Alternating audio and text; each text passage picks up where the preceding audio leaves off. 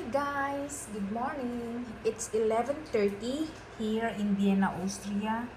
And in the Philippines, it's 5:30 na ng hapon. So, eto ngayon guys, eto ay lechon. So, naka-frozen siya and then, di-air fryer ko siya. Eto na siya. So, ang sarap niya. So much crunchy. Parami na talagang kain ni John.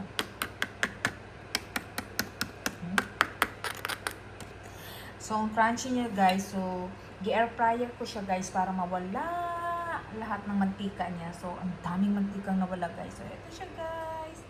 So, maparami na naman ang kain natin ito guys. Ang sarap-sarap niya guys. Tapos, siyempre guys, parisan mo pa naman ang pinakurat, Sprite. Then, rice is life. Kain tayo guys. Babush!